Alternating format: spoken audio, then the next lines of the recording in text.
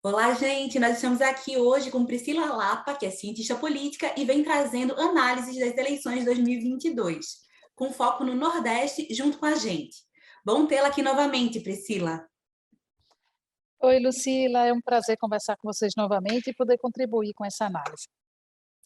Priscila, a gente vem conversando muito sobre o Nordeste no processo eleitoral. Qual foi o papel da região na decisão do segundo turno das eleições de 2022? Olha, uma coisa importante, porque de fato havia muita expectativa sobre como se daria essa geografia do voto, né? O que é que a gente tinha a observar? Votação consolidada do ex-presidente Lula, do agora presidente eleito Lula, no Nordeste, uma redução dos apoios históricos do PT na região Sul e Sudeste, e um avanço do bolsonarismo, né, consolidando nessas regiões e, ao mesmo tempo, também olhando para os números do primeiro turno, é uma certa concentração de votos para Bolsonaro também em pequenas cidades, onde ele antes, na eleição de 2018, não tinha sido tão bem votado. Mas, olhando para os resultados finais, tem um dado que tem chamado a atenção, né, das análises, que foi justamente uma pequena redução de votos, né, de Lula no Nordeste e um aumento de votos dele na região Sul e Sudeste.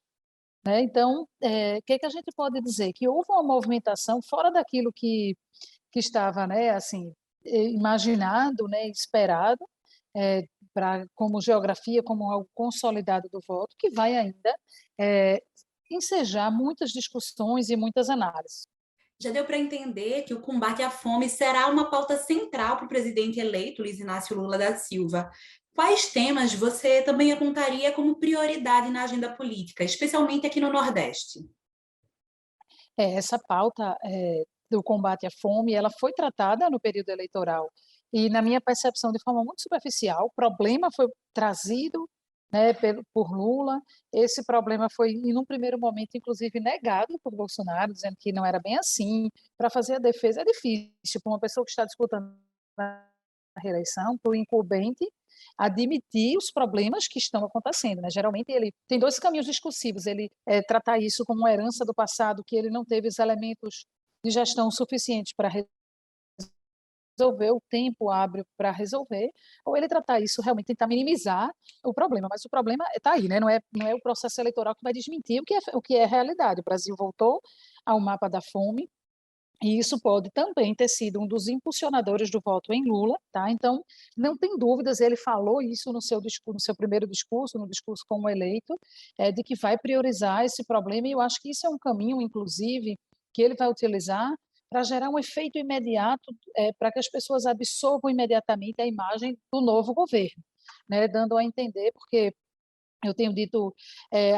em algumas análises que Lula não vai insistir na pauta de costumes. Esse não é o caminho. Primeiro, porque não é historicamente onde ele milita, não é dessa forma que ele se forjou como ator político. A experiência dele para conduzir economicamente, conduzir um caminho que no curto prazo possa já impactar nessa questão da redução da fome e da miséria, será provavelmente o caminho de construção da agenda do governo, do novo governo Lula, né?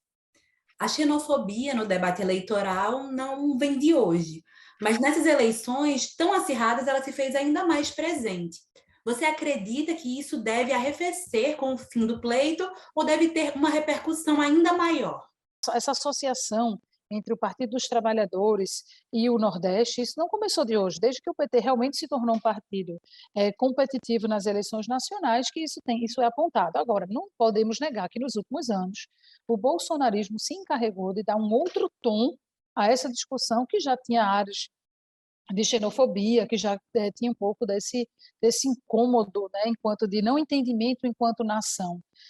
Então, o bolsonarismo, ele alimentou isso. Teve os gestos caricatos do presidente, né, direcionados ao Nordeste. Nesse final, nessa reta campanha, no segundo turno, até as músicas, os emblemas, eles traziam um Nordeste um pouco caricato, né? Quem é da região sabe, né, como é que de fato se representa, né, de que muitas vezes nós não nos identificamos com esses símbolos que são colocados, e não só por campanhas eleitorais, mas por novelas e filmes que tratam a região de maneira caricata, mas o fato é que isso como provavelmente o bolsonarismo não é algo que vai se dissipar apenas pela derrota de Bolsonaro, a derrota de Bolsonaro não enterra, como as pessoas têm dito, né, ela não enterra o bolsonarismo.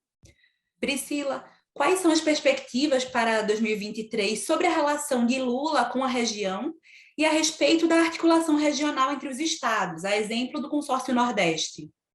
O consórcio Nordeste, ainda que seja passível da gente observar uma série de necessidades de aprimoramento na sua forma institucional, no seu formato de atuação, mas sem dúvida ele é uma das inovações mais interessantes no Brasil dos últimos tempos, provando que as concertações políticas que existem têm as naturais, as que são previstas até pelo próprio desenho constitucional e federativo que nós temos, mas você pode ter um outro conjunto de governanças que podem se formar a partir de pautas comuns, de problemas comuns, e se isso for aprimorado, se a gente tiver um mecanismo de aprimoramento da prática disso como política pública, certamente a gente pode estar diante de uma solução estruturadora para problemas que individualmente não conseguem ser resolvidos.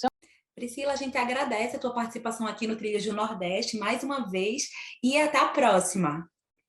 Eu que agradeço e eu estou sempre à disposição. É sempre bom falar de política e falar da nossa região.